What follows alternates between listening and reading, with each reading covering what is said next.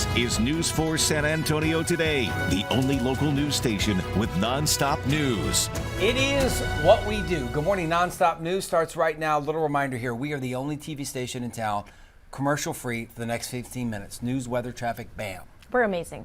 We have you covered this morning, including a look at traffic with Joy and a look at your weather with Jeannette. Good morning, Jeannette. Good morning, and might I add, I am loving the pink, guys. David, the shirt, Marisa, the dress. It's very fiesta. It's very And this fiesta. wasn't planned.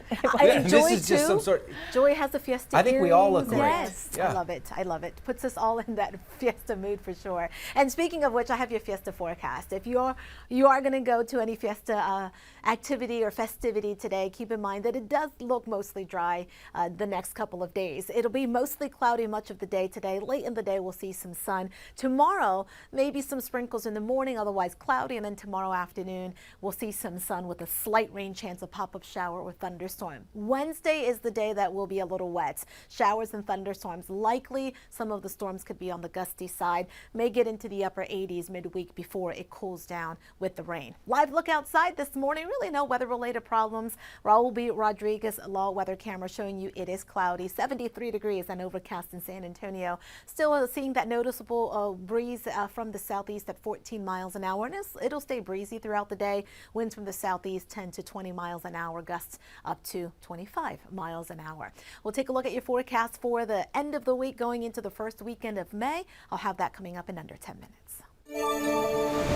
All right, take a look at this. Rather pretty, huh? A lot of green across our major highways this morning. Green means go. Traffic fairly light right now, and we've seen improvement to a lot of the issues we were tracking earlier. That said, we're not completely in the clear. You will notice some of that crowding that's already happening on the west side of San Antonio, the eastbound lanes of Highway 90 as you're approaching Loop 1604. That tends to happen every morning. Nothing out of the ordinary there. And then, of course, just an update to the construction closures that had caused that major delay in the eastbound lanes of Loop 410. Even though that delay has now all but vanished, we were up to 25 minutes earlier.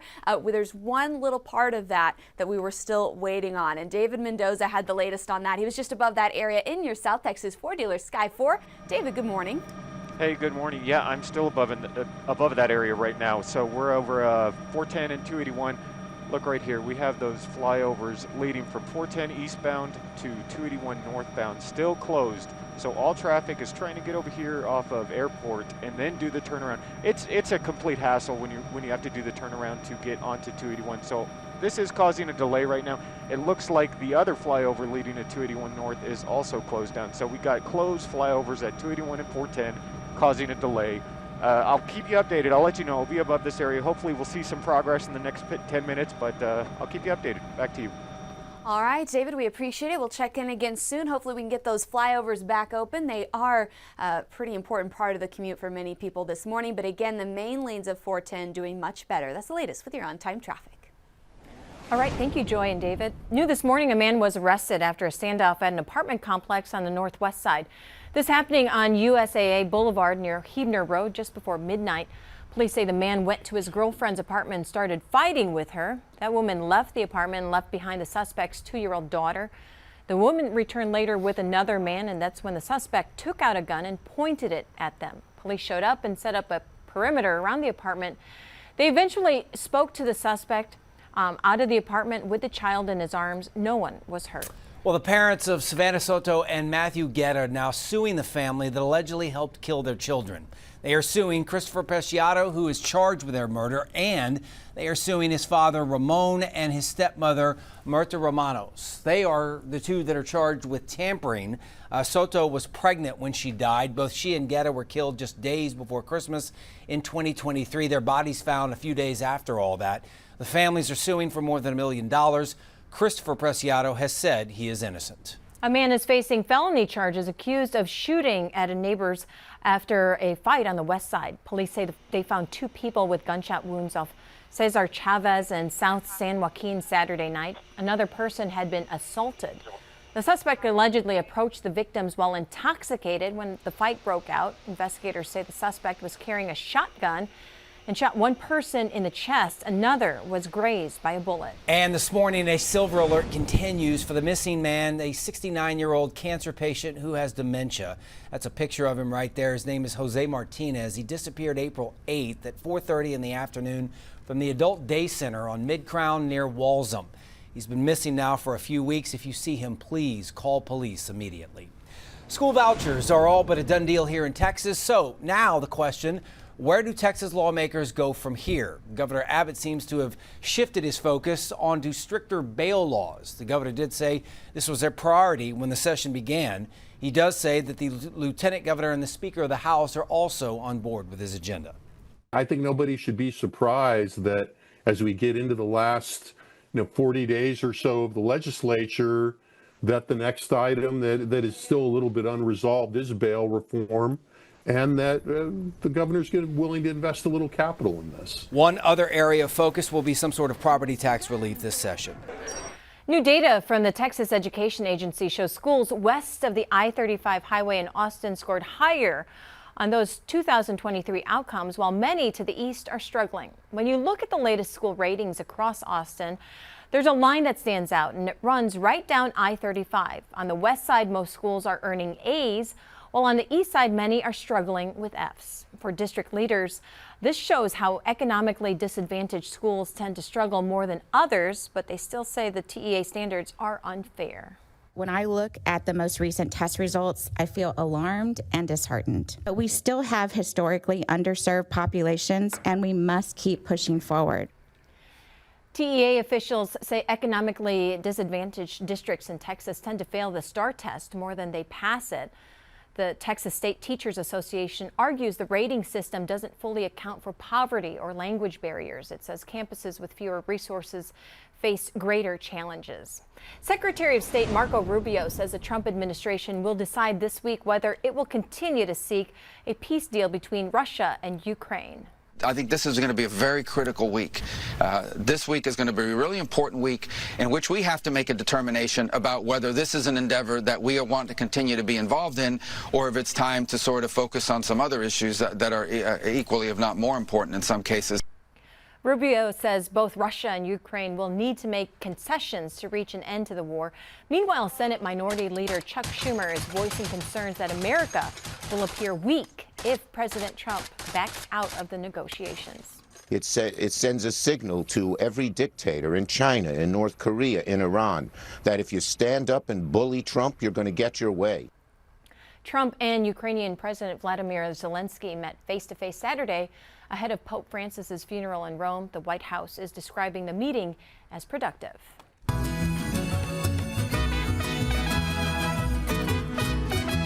Lots going on around San Antonio, obviously. Fun fiesta event over the weekend on the south side called A Day in Old Mexico. It's a celebration of Mexican culture and tradition.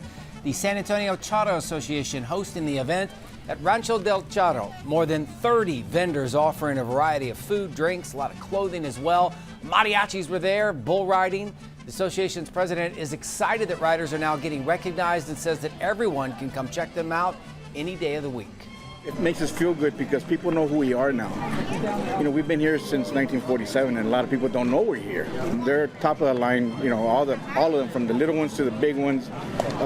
They're the best. We've won so many state championships, national titles. El Rafael was also there at the event over the weekend. If you missed out yesterday, no worries. There's one more day in Old Mexico happening next Sunday. Well, the San Antonio Humane Society hosting their own event, Ray Fido. It's an annual competition that raises money for needy dogs and cats in the city. This year's Ray Fido was Grizzly. You see him wearing the green crown. Organizers say this year more than $50,000 have been raised to help animals in the Humane Society's care. I didn't see the green crown, but I did see a lot of decked out dogs. Cute, yeah, cute dogs. Yeah, good stuff. Happening today, it is the first full week of Fiesta. There's a lot to do. Obviously, there's a little bit of stuff you can eat and drink as well. News 4 San Antonio's Tawny Davis is live in the Content Center to let us in on everything you need to know before heading out to your favorite Fiesta event. Good morning, Tawny. Well, good morning. Whether you're going downtown for Fiesta de los Reyes like you are all later today, or you want to look over at the Fiesta exhibition over at the Whitty Museum, there's plenty for you to explore during Fiesta. If you want to learn about the history of Fiesta and its origins, look no further than the Whitty Museum. The Whitty's annual exhibition of Fiesta gowns, along with signage of its history, is great for people of all ages to explore. Over at Fiesta de los Reyes, it continues to be the epicenter of Fiesta. This free family-friendly event features daily live entertainment and features over 30 food booths offering traditional favorites as well as everyone's favorite chicken on a stick. Today is also Military Monday at the event, where active duty service members and veterans can receive exclusive discounts. There will be a ceremony at noon as well as special performances from U.S. Army bands throughout the day. Now, the Whitty Fiesta exhibition will be open all day during the museum's operating hours, and Fiesta de los Reyes is from 10 a.m. to 10 p.m. Do remember that Market Square does have upgraded security. Those attending will have to walk through metal detectors and have their bags checked before entering. Reporting live in the Content Center, I'm Tawny Davis. Back to you. All right, Tawny, thanks. So obviously we all love Fiesta, but are things more expensive this year? So because of inflation and other factors, some vendors that we spoke with say it is costing them more to run their booths. Rising food costs have made vendors raise their prices, and other fundraising events have had to scale back. Food could also be getting more expensive because major distributors are bracing and preparing for tariffs. That's according to a UIW president named David Vequist. The chicken on the stick at Fiesta might be slightly higher now simply because the retailer, the distributor, even the producer see some of these costs increasing in the near future. And so again, they'll try to build that in. Tariffs that are now in place could also be making it harder for some of the vendors to find the supplies that they need. All right, this is one way to save money on Fiesta. Yeah, caller number 4 is going to get 2 tickets to the Taste of the North Side. 726-232-2698. 726-232-2698. Caller number 4, you are going to Taste of the North Side. Now your certified most accurate 4-zone weather with meteorologist Jeannette Calle. Those are some big-time tickets. They are. Well, and remember, we talked to the folks last week, and they said the premier tickets are already sold out. Those premier tickets are $600 a piece. Yeah. It's And amazing. those are already sold out. Yeah. So caller number 4, is it? Caller 4. Call Say right hi to Michael when he now. answers. Yes, and say hi to me if you see me there on Thursday, because I do plan on going to Taste of the Oh, North on yes. Thursday. Nyosa, I'll Big be there, God time. willing, tomorrow night. Fiesta de los Reyes will be there today at noon. And let's take a look at the I'm forecast. just saying, man. Warm and So humid that's an conditions expensive ticket. continue. I'm a foodie. Did you get a raise? I think you got a raise. She's a foodie. Oh, she she's a loves foodie. to I'm enjoy sorry. the It is good worth food. it. That's right. Mostly dry the next couple of days. I say mostly because tomorrow I have a slight rain chance. But the next weather maker will be approaching late tomorrow into Wednesday, and that's what's going to enhance our rain chances for the middle of the week. Right now, most of the showers and thunderstorms way up north across the Dakotas into Minnesota, and now arriving or pushing into portions of the Great Lakes from Wisconsin to the UP of Michigan. Rain and snow around the area of low pressure itself, and that's across the Intermountain West. Here's the setup. We have this area of high pressure, this ridge. That is what brought us the dry weather over the weekend, and that'll keep that storm to the north of Texas today, because that will be moving to the east but staying north of the Lone Star State. As high pressure starts to break down later tomorrow, that will allow this second storm to take a closer track farther south, and you can see that the center of it will miss us to the north across North Texas, but we'll see showers and thunderstorms on the south side of that. We'll catch a break from the rain on Thursday before another storm approaches by the end of the week into the weekend. Here's your Monday forecast. So mostly cloudy to cloudy this morning. Still plenty of clouds through midday. Later in the day, we'll see some breaks of sun. This afternoon into the evening, best chance for some isolated to widely scattered showers and storms will be to our west.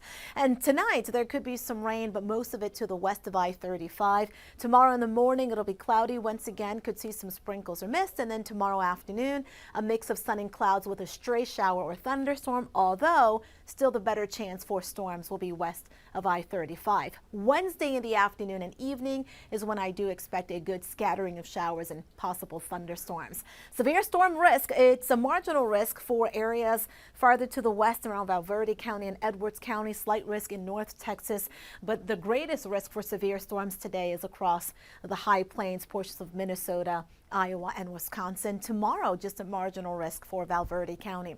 Could end up with about 1/4 of an inch to 1/2 an inch plus of rainfall through the middle of the week, but with any thunderstorm that could produce some heavier rain. Cloudy and muggy this morning, temperatures in the 70s. At noon, we should start to see clouds give way to some sun. 80 this afternoon, times of sun and clouds with a high of 88 or 89. It'll be breezy throughout the day as well, with wind gusts at times between 20 and 25 miles an hour. Still in the upper 80s the next couple days. Wednesday I'm going with 88, but just keep in mind it should cool down once the rain begins. 30% rain chance Wednesday night, 20% for Thursday for a taste of the north side, and then a 40 to possibly 50% rain chance on Friday. Here's the extended forecast for the other 3 zones. Rain chances do look to stick around for the last weekend of Fiesta, first weekend of May. All right, we've got some new issues to talk about. So we've had David Mendoza above the north side in your South Texas Ford dealer Sky 4, watching and waiting for the last of those construction closures to open up here near Loop 410 and 281. Well, now as we take a look here at his live picture, looks like we've got a little bit of a fender bender. He was actually there above this scene, bringing us this live picture before that fire truck and first responders even arrived. So let's check in with him to get the latest update. David, good morning.